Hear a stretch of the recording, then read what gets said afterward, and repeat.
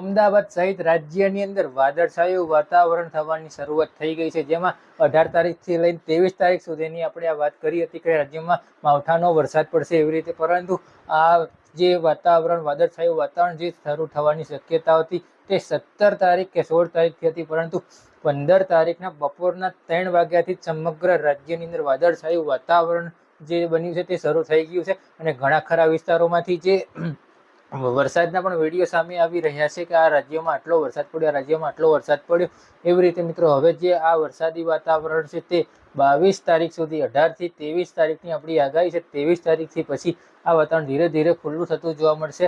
આ જે રાજ્યમાં વાદળછાયું વાતાવરણ છે તે 18 થી 23 તારીખ દરમિયાન રહેવાનું છે અને આ વાદળછાયું વાતાવરણ ખાસ કરીને ઉત્તર ગુજરાત, સૌરાષ્ટ્ર, વાવ, થરાદ જેવા ભાગો, પંચમહાલ, દાહોદ, ગોધરા, મધ્ય ગુજરાતના અમદાવાદ, ગાંધીનગર, વડોદરા જેવા ભાગોમાં, સૌરાષ્ટ્રની અંદર મોરબી, કચ્છ, સુરેન્દ્રનગર જેવા ભાગોની અંદર પણ આ વાદળછાયું વાતાવરણ છે તે કન્ટિન્યુ જ રહેવાનું છે અને ક્યાંક ક્યાંક એકલ દોકલ રાજ્યમાં વરસાદ પણ થાય તો તે નવાય નહીં. પરંતુ હવે આવનારા દિવસોની અંદર WD ટ્રેપ સિસ્ટમ સક્રિય થઈ છે અને 750 HP લેવલે અત્યારે હાલ ભેજનું પ્રમાણ પણ જોવા મળી રહ્યું છે, જેના કારણે વાદળછાયું વાતાવરણ થયું છે અને વરસાદની જે શક્યતાઓ છે તે વધારે જોવા મળી રહી છે. એટલે વરસાદ પણ પડવાનો છે, જે ઘટા એકદમ વાદળછાયું વાતાવરણ થવાનું છે. કદાચ કોઈ એરિયાની અંદર ગાજવીજ સાથે તીવ્ર માવઠું પણ થઈ શકે છે, કદાચ કોઈ એરિયામાં બરફ વર્ષા પણ થઈ શકે. બરફ વર્ષાની જે શક્યતાઓ છે તે મોસ્ટ ઓફ દરિયા કિનારાના જે ભાગો છે ત્યાં આગળ જોવા મળશે, જેમાં સૌરાષ્ટ્રનો કોઈ દરિયા કિનારાનો ભાગ હોય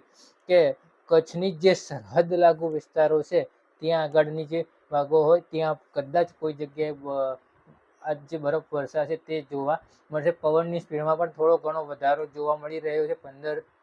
12 થી 15 કિલોમીટર પ્રતિ કલાકની ઝડપી પવન હતો, એના બદલે પવનની જે સ્પીડ છે તેમાં વધારો થઈને અત્યારે હાલ 20 થી 22 કિલોમીટર પ્રતિ કલાકની ઝડપી પવન પણ ફૂંકાઈ રહ્યો છે. અત્યારે આજે એકદમ હજી વાદળછાયું વાતાવરણ, મતલબ ધોરા સફેદ વાદળછાયું વાતાવરણ છે. એકદમ કાળા વાદળ હજી થોડી ટાઈમ લાગશે થતા, પરંતુ ખેતીનો પાક હોય મિત્રો તો ખેતીનો પાકને સાચવી લેવા નમ્ર અપીલ કરવામાં આવે છે વિડીયોની અંદર આપણે.